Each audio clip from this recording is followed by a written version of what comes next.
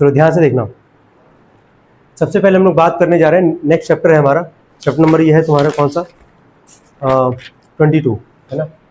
Chapter number 22, height and distance.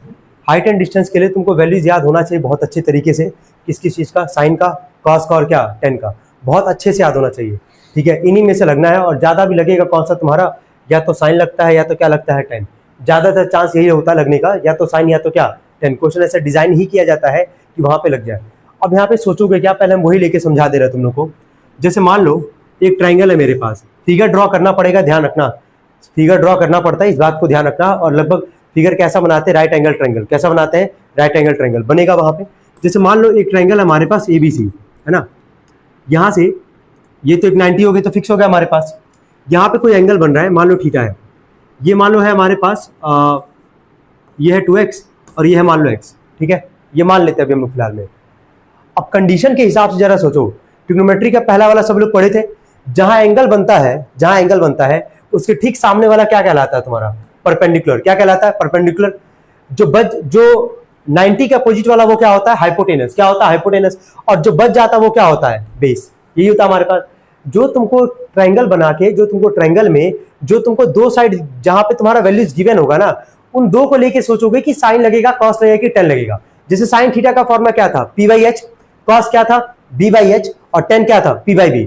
मान लो theta है यहाँ पे, जो वैल्यू पता उसके हिसाब से जरा सोच के देखो, ये क्या पता है P, और एक क्या पता हम लोग को B। P पता और क्या पता, B पता हम लोग को यहाँ से। तो P और B जो है वो किस में आता है तुम्हारा, 10 में। तो तुरंत लगा देंगे tan थीटा P/B। P का वैल्यू है 2x और B का वैल्यू क्या है, x, कट गया यहाँ से, कितना आ जाएगा 2। जो भी होगा, मतलब सोचना क्या, ये समझ पा रहे हो कि नहीं समझ पा रहे हो, ये क्लियर हो पा रहा है। चलो ठीक है। इसमें दो कॉन्सेप्ट है, एक आता है तुम्हारा एंगल ऑफ एलिवेशन और एक आता है तुम्हारा एंगल ऑफ डिप्रेशन। पहले बात करते हैं एंगल ऑफ एलिवेशन पे, ठीक है। एंगल ऑफ एलिवेशन होता क्या है, कोई बताना चाहेगा इसमें हिंदी में ही, एंगल ऑफ एलिवेशन क्या होगा। हाँ बोलो।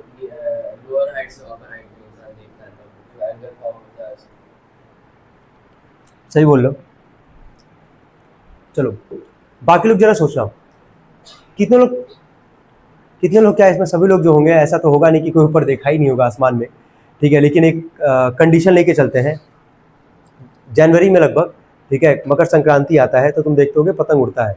तो पतंग उड़ते हुए तो सब लोग देखे होंगे। तो तुम कहाँ हो, ग्राउंड पे हो, है ना। और जो तुम बेसिकली देख रहे हो, कहाँ देख रहे हो, ऊपर की तरफ देख रहे हो। तो जो भी चीज़, ठीक है, अगर तुम नीचे खड़े हो, ये हम बना दे रहे हैं तुम्हारा चेहरा, अपने आप को मान लेना यहाँ पे।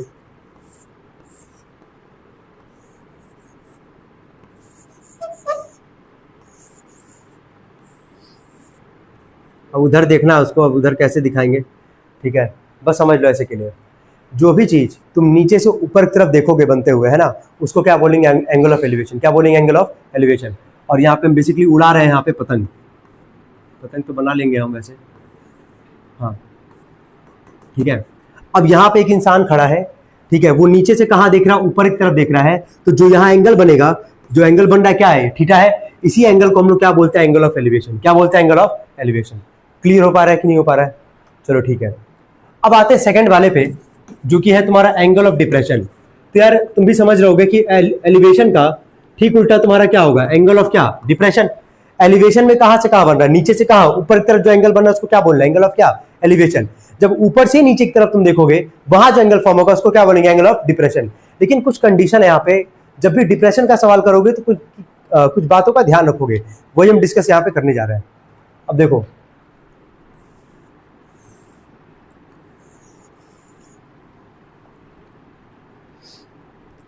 मान लो डिप्रेशन है ना। तो डिप्रेशन में कोई बंदा कहाँ खड़ा होगा, ऊपर। अब अपने आप को एज्यूम कर लो छत पे, है ना, छत पे एज्यूम कर लो। तुमको पता है कि बचपन क्लास में, अभी तो ये सब काम नहीं करते होगे, बचपन छोटे क्लास में बेसिकली, ठीक है, किसी की तुम कॉपी मार के ले आए होगे घर से, मतलब स्कूल से कॉपी लेके आए होगे, जबरदस्ती लेके आए होगे कहीं ना कहीं से कॉपी, ठीक है। और उस बंदे को पता है कि तुम जो है कल एब्सेंट मारने वाले हो, और तुमको ये पता है कि तुम कॉपी अगर दे दोगे तो तुम भी पिटाओगे कहीं ना कहीं, क्योंकि कॉपी तो कंप्लीट कर नहीं पाओगे, ठीक है। उसको भी यहाँ पे कॉपी बेचारे को चेक कराना, लेकिन तुम्हारा कंडीशन ऐसा है कि तुम आए दिन एब्सेंट मारते रहते हो, है ना। अब यही कंडीशन है वहाँ पे। तो अब तुम गए, ठीक है, और गए और तुम छत पे खड़े हो, अचानक तुम देख लो इसको कि अरे यार ये तो साइकिल चला के आ रहा है वीरेंद्र भाई अपना, है ना, जो भी तुम्हारा दोस्त होगा, है ना। तुम देखे और तुरंत जो है पीछे हट गया, ठीक है, देखते ही उसको पीछे हट गया और जा घर पे बोल दी कि मम्मी ऐसा कहते नाम है नहीं। ठीक है, ऐसा किए होगे तो अच्छी बात है, नहीं किए होगे तो कई लोग करते हैं वैसे इसमें। ठीक है, झूठ बोलवा देते हैं कि घर पे वो नहीं है। अब तुम थे कहाँ पे ये बताओ? छत पे थे। ठीक है, तुम यहाँ पे खड़े हो। ठीक है, डेविल स्माइल है तुम्हारा, तुम खतरनाक हो, तुम कॉपी लौटाना चाह नहीं रहे हो, तुम तो इस फिराक में हो कि तुम उसका हड़प लो कॉपी है। ठीक है, कहीं ना कहीं से जो भी है करके। ठीक है, यहाँ जो बंदा खड़ा है, जो तुम्हारे घर के नीचे खड़ा है, वो बहुत इनोसेंट टाइप का बंदा है। ठीक है,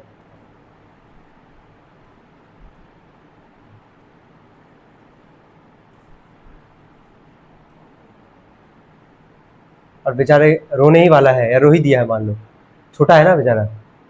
ठीक है, रो ही दिया है, इसको कोई समझाने वाला नहीं है। ठीक है, ये बेचारा रो रहा है और तुम कॉपी लेके जो है मस्त खुश हो। तुम कल कल तो तुम ये काम करने वाले, स्कूल तो तुम जाओगे, लेकिन इसका पूरा नेम स्लिप हटा के, अपना नेम स्लिप चिपका के और उसकी कॉपी को अपना कॉपी बना लोगे। ठीक है, ये जो बहुत खतरनाक वाला जो काम होता है, कई लोग करते हैं। किए हो कि नहीं किए तुम अपने जीवन में? कि किसी और की कॉपी जो है अपनी कॉपी बना के और नेम स्लिप लगा के और जाके वहाँ चेक भी करा लिया है, और अगला बेचारा जो है एकदम शॉक में आ गया, डिप्रेशन में चला गया बेचारा। बच्चा है वो सोचा कैसे लिखेंगे हम पूरी कॉपी। तुम खड़े कहाँ थे यार? छत पे खड़े थे ना। देख कहाँ रहे हो? नीचे। यानी कि ऊपर से अगर नीचे देखोगे, वहां जो एंगल फॉर्म होगा, यहाँ एंगल फॉर्म हो रहा है कि नहीं, बस ये बताओ, हो रहा है ना? यहाँ जो एंगल फॉर्म होगा उसको बोलेंगे एंगल ऑफ डिप्रेशन। क्या बोलेंगे? Angle of depression. लेकिन जब भी डिप्रेशन का सवाल लगाओगे ना, तो ऊपर एक तुमको अपने मन से हॉरिजॉन्टल लाइन बनाना पड़ेगा। क्या यहाँ तक क्लियर कर पा रहे हो? अब यहाँ एंगल ना बना के हम यहाँ लिख रहे हैं कि यहाँ एंगल बन रहा होगा, सपोज करो थीटा। ठीक है, तो अगर ये थीटा है एंगल, जो डिप्रेशन वाला एंगल है, तो यहाँ से ये थीटा है, तो ये भी क्या आ जाएगा? थीटा आ जाएगा। ये काम अपने मन से करोगे। डिप्रेशन में एंगल कहाँ बनेगा? ऊपर से नीचे देख रहे हो ना, ऊपर से कहाँ देख रहे हो? नीचे। तो एंगल कहाँ बनेगा? ऊपर बनेगा। लेकिन अल्टरनेट इंटीरियर एंगल की वजह से अगर ये 30 डिग्री होगा, तो ये भी अपने मन से क्या मान लोगे? 30 डिग्री मान लोगे। ये किन बातों का ध्यान रखना सबको समझ में आ रहा है? जब सवाल तुम किसका लगाओगे? डिप्रेशन का। किसका लगाओगे? डिप्रेशन का। क्या ये कॉन्सेप्ट क्लियर है कि नहीं क्लियर है? बस ये बताओ। दो चीज हम बोले हैं, तीन चीज बेसिकली। पहला हम बोले हैं क्या? टेबल याद होना चाहिए तुमको, साइन का, कॉस का और क्या? टेन का। इसके पहले एक चीज तुम लोग से हम डिस्कस किए हैं, जो दो चीज तुमको पता होगा उसके हिसाब से सोचोगे कि साइन लगेगा, कॉस लगेगा और क्या? टेन लगेगा। इन तीनों में से तुमको सोचना पड़ेगा, हर सवाल में सोचना है। और जो दो टॉपिक जो हम लोग को पढ़ना था, एलिवेशन और ये क्या था? डिप्रेशन। तो एलिवेशन में कहां एंगल बन रहा है? नीचे से कहां? ऊपर। एलिवेशन ऊपर से नीचे बनेगा तो क्या बोलेंगे? डिप्रेशन। चलिए आगे बढ़ते हैं हम लोग। यहाँ पे सबसे पहले वाले सवाल पे आते हैं, ध्यान देना, एमसीक्यू के पहले वाले सवाल पे आते हैं। सब लोग ओपन करेंगे एक्सरसाइज 23A, सॉरी 22A।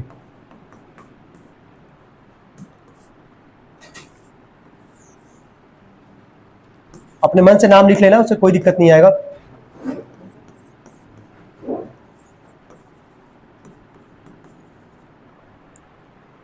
देखो सब लोग ध्यान देना पे, हमको यहां सवाल बना के दे दिया ना, क्या सोचना जरा समझना।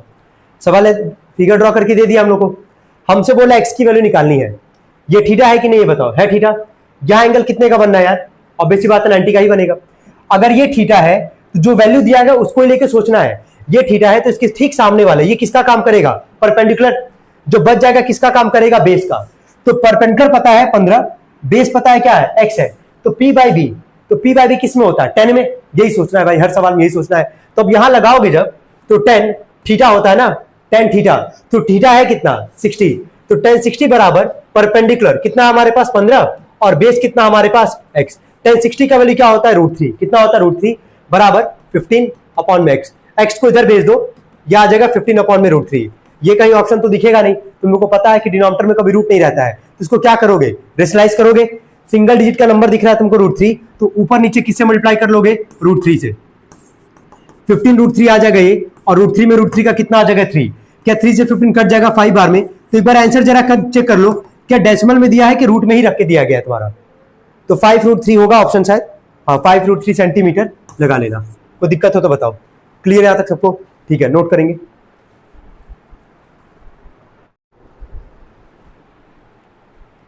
चलिए आते हम लोग इसके सेकंड वाले पार्ट पे। तो सेकंड पार्ट में बोला है यहाँ पे, बी वाले पार्ट में, कि एक्स का वैल्यू यहाँ से भी हम लोग को फाइंड आउट करना है। फिगर यहाँ ड्रॉ करके हम लोग को दे रखा है यहाँ पे।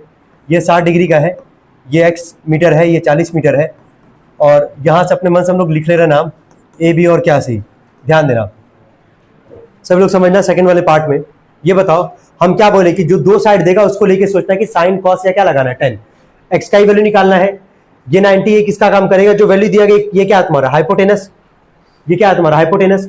यहां अगर एंगल बन रहा है तो इसके ठीक सामने किसका काम करेगा, परपेंडिकुलर। ये तो दिया नहीं हम लोग को, लिख दो देंगे, नाम लिख दे रहे, कोई दिक्कत नहीं होगा। परपेंडिकुलर 90 का अपोजिट वाला क्या होगा, हाइपोटेनस। जो बच गया वो किसका काम करेगा, बेस का। इतना काम कर लिए, एच बी पी लिख दिया यहां तक सभी में, सारे क्वेश्चन में।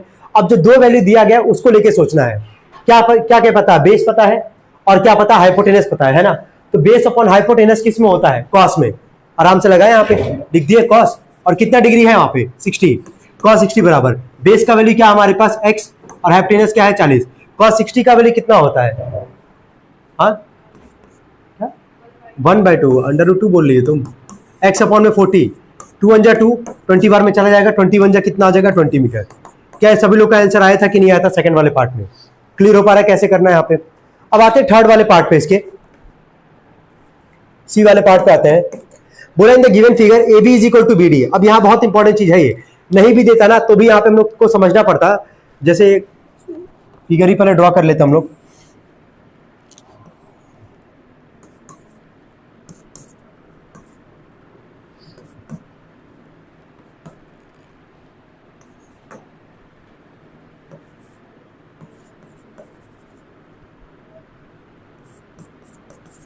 ध्यान देना।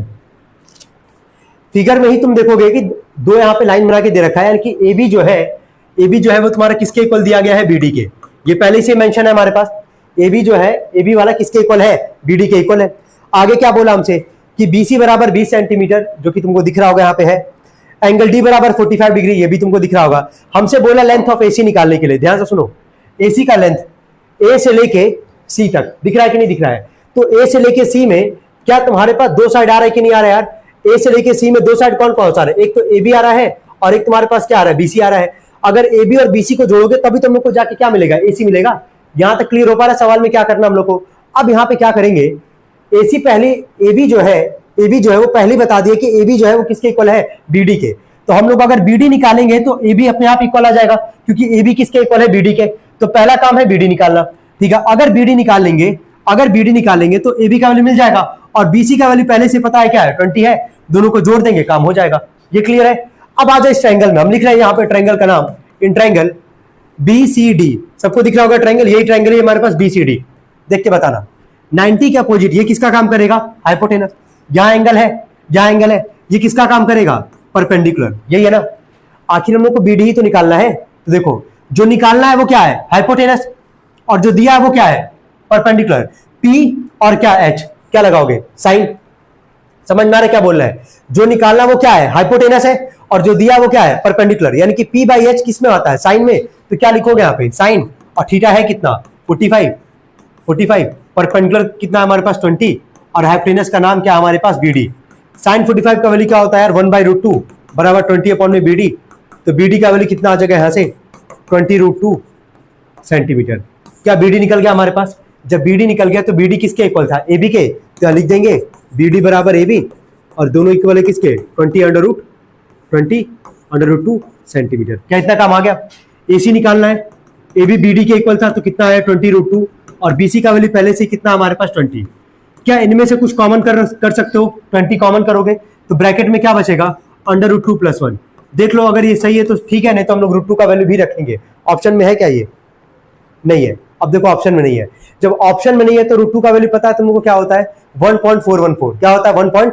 देखो दो कम से कम याद रखे रहो, हम लिख भी दे रहे हैं। √2 का वैल्यू क्या होता है 1.414। √3 का वैल्यू क्या होता है 1.73। ये याद किए रहना सब लोग, है ना। अब देख के बताओ, एसी बराबर यह आ गया 20, √2 का वैल्यू क्या है 1.414 प्लस में 1, 20 इंटू में 1.414 में अगर 1 को अगर ऐड करोगे क्या आएगा 2.414। चलो ऐड करके बताना जरा कितना आ रहा है।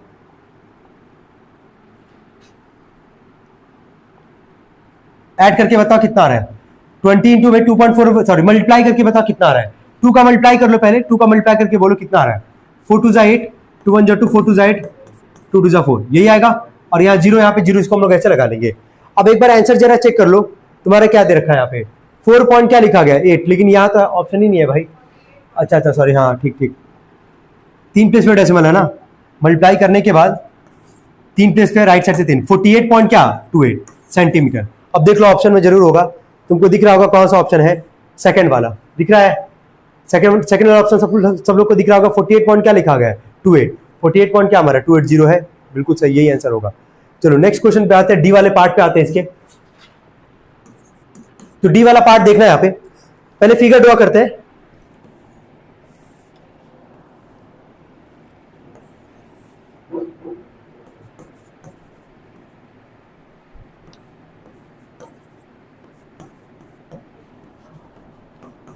एक चीज ध्यान देना, हम वापस एक बार रिपीट कर दे रहे हैं, जो दिया गया है वो, जो निकालना है वो, उसी के बीच का रिलेशन खोजना है, तीन ही में सोचना है। साइन कॉस क्या क्या tan, sine theta P by H, cos B by H, और टेन क्या पी बाई बी। बहुत बेहतरीन तरीके से याद रखे रहो कि कोई दिक्कत ना आए। यहां देख के बताओ हम लोग को वैल्यू किसका निकालना है, सवाल में हम लोग को यहां से निकालना है, एक मिनट भाई, हाँ एक्स का वैल्यू निकालना है। देख लो यही है ना एक्स, यही पे थीटा है, ये किसका काम करेगा परपेंडिकुलर, कहीं दिया गया ये वैल्यू है इसका, नहीं निकालना भी नहीं है, छोड़ दो इसको, लिख दे रहे बस परपेंडिकुलर। 90 के अपोजिट ये किसका काम करेगा हाइपोटेनस, जो बच गया किसका काम करेगा बेस का, जो दिया वो क्या है हाइपोटेनस, जो निकालना है वो क्या है बेस, तो बेस हाइपोटेनस किस में आता है कॉस में। तुरंत यहां क्या लिखोगे कॉस कितने का एंगल है 30, कॉस 30 बराबर बेस हो गया x, हाइपोटेनस हो गया 70, कॉस 30 का वैल्यू क्या होगा √3/2। यही कह रहे हैं, अच्छे से याद रहेगा काम हो जाएगा। चलो कट जाएगा कितनी बार में 35 बार में, 35 में √3 का मल्टीप्लाई करोगे कितना आ जाएगा 35 √3। ये भी फिर आंसर तुम्हारा नहीं देगा, डेसिमल में ही देगा, है ना, नहीं दे भी नहीं रहा है तुम्हारा। चलो √3 का वैल्यू जरा बोलो कितना होता है, अभी लिखे भी थे 1.73, तो 35 में 1.73 का मल्टीप्लाई करोगे और नियर बाई यहाँ पे आंसर जो भी आएगा उसको लिख लोगे। चलो बताना कोई मल्टीप्लाई किया तो बताओ, 35 में 1.73 का कोई मल्टीप्लाई किया तो बताओ कितना आ रहा है 60.62। एक बार ऑप्शन चेक कर लेते हैं, हाँ सही कह रही हो, नियरेस्ट बोला है यहाँ पे, तो 60.6 का मतलब क्या आ जाएगा, ये इसको अप्रॉक्स में करके इसको क्या लिख लेंगे 61 मीटर, नोट कर सकते हैं इसको भी। Question number 3।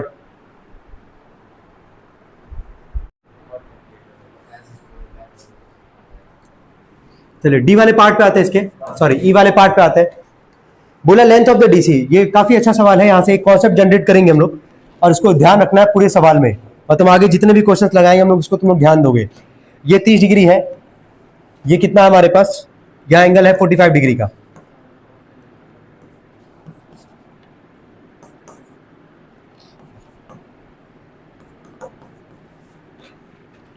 अब ध्यान दो, हमसे बोला डीसी का वैल्यू निकालने के लिए, समझना पहले कैसे लगाएंगे। यहाँ पे देखो डी से लेके सी, यही निकालना ना हम लोग को, यहाँ से पहले इसको हम लोग लिख दे रहे हैं यहाँ पे। अब ऐसे क्वेश्चन में जब भी आएगा तो दो ट्रायंगल बनेगा ही बनेगा, कंफर्म बनेगा, है ना। एक ट्रायंगल तुम ले रहे हो राइट साइड वाला, हम पहले यही लिखते हैं। अच्छा निकालेंगे कैसे, पहले ये सोच लो, आगे का 2-3 स्टेप सोच लो कि कैसे निकालोगे डी से। अगर मान लो अगर हम बीडी का वैल्यू निकाल लेते बीडी का वैल्यू और सीबी का वैल्यू निकाल लें, तो अगर बीडी में से सीबी को घटा देंगे तो क्या आ जाएगा, डीसी आ जाएगा कि नहीं आ जाएगा, यही काम करेंगे यहाँ पे। तो सबसे पहले हम निकालते हैं सीबी का वैल्यू, है ना। तो सीबी का अगर वैल्यू निकालना होगा, यहाँ देखो यहाँ पे ये नहीं आएगा ना, तो फिर आगे जितना क्वेश्चन इसके बिहाफ पे होगा फिर वहां पे बैठ के झूलोगे, कर नहीं पाओगे, पहले बता दे रहा है। डीसी निकालना है तो पूरा निकाल के क्या माइनस करेंगे, सीबी माइनस करेंगे।